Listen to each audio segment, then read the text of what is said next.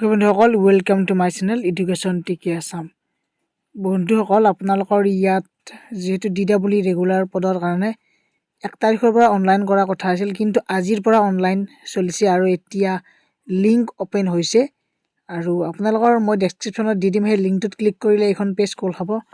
চাওক, ইয়াত আপোনালোকৰ ধুনীয়াকৈ দিয়া আছে। প্ৰথমতে ক্লিক হিয়াৰত ক্লিক কৰিব। ইয়াত তাৰে পিছতে আপোনালোকৰ ইয়াত এনেকুৱাকৈ আহিব যে অনলাইন ৰেজিষ্ট্ৰেশ্যন ষ্টাৰ্ট ফ্ৰম 2 ফেব্ৰুৱাৰী 2022 আৰু ইয়াত আপোনালোকৰ 15 তাৰিখ লাষ্ট ডেট দিয়া আছে ধুনীয়াকৈ। আৰু ইয়াত আপোনালোকৰ যদি কিবা অসুবিধাত পৰে তেনেহ'লে ইয়াত নম্বৰো দিয়া আছে, ফোন নম্বৰ DEE তাত ফোন কৰিব পাৰে।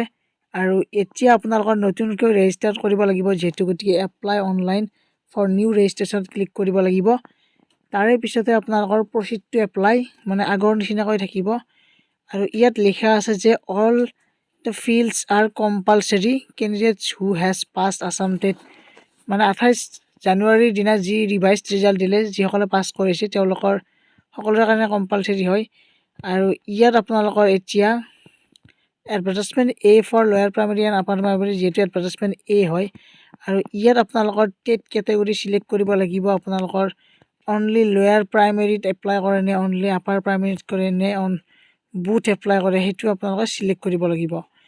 তাৰে পিছতে আপোনালোকৰ টেটৰ ৰোল নম্বৰটো ইয়াত TET roll number of the category, টেটৰ যিটো ৰোল নম্বৰ আছে 7 ডিজিট টেট ৰোল নম্বৰ 7টা সংখ্যা থকা, সেইটো আপোনালোকৰ বহাব লাগিব। তাৰে পিছতে ফাৰ্ষ্ট নেম দিব লাগিব, মিডল নেম দিব লাগিব, মোবাইল নম্বৰ এণ্টাৰ কৰিব লাগিব, ইমেইল ID এণ্টাৰ কৰিব লাগিব। তাৰে পিছতে আপোনালোকৰ পাছৱৰ্ডটো আপোনালোকে নিজাকৈ বনাই ল'ব লাগিব।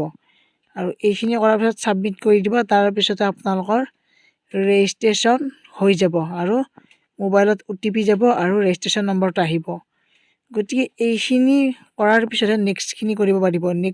নেক্সট যিখিনি কৰিব লাগিব সেইখিনি আগৰ নিচিনাকৈ থাকিব। আৰু মই ভিডিঅ'টো বহুত দীঘলীয়া নকৰোঁ, কাৰণ ছেইম প্ৰচেছ হয়, আগতে যেনেকৈ এপ্লাই কৰিছিল তেনেকুৱাই হ'ব। ডকুমেণ্টসমূহ আপলোড কৰিব লাগিব আৰু ফটো ছিগনেচাৰ আপলোড কৰিব লাগিব। আৰু গোটেইখিনি গমেই পাব আপোনালোকে এপ্লাই কৰোঁতে। মই জাষ্ট ইনফৰমেশ্যনখিনি দিলোঁ আৰু এইখিনি আপোনালোকৰ ছেইম আছে, যিহেতু পিছৰখিনিও ছেইম হ'ব বাৰু। সকলোৱে ভালদৰে কৰিব। ডিষ্ট্ৰিক্ট চিলেকশ্যন কৰোঁতে ভালদৰে কৰিব। যিসকলে বুথ চিলেক্ট কৰে আপাৰ প্ৰাইমেৰী আৰু লয়াৰ প্ৰাইমেৰী, তেওঁলোকে ছেইম ডিষ্ট্ৰিক্টো দিব পাৰিব। মানে এখন ডিষ্ট্ৰিক্ট আপাৰ প্ৰাইমেৰীত যদি চিলেক্ট কৰিছে, সেইখন ডিষ্ট্ৰিক্ট লয়াৰ প্ৰাইমেৰীটো দিব পাৰিব। গতিকে বহুত ভাল খবৰ হয়। আজি আপোনালোকৰ অনলাইন ষ্টাৰ্ট হৈ গ'ল, এতিয়া অনলাইন আবেদন জনাব পাৰিব। ধন্যবাদ আৰু ছাবস্ক্ৰাইব কৰি ৰাখক চেনেলটো। কিবা যদি কনফিউজন আছে মোক কমেণ্টত জনাব, তাৰে ওপৰত মই ভিডিঅ' বনাই দি দিম। ধন্যবাদ সকলোকে।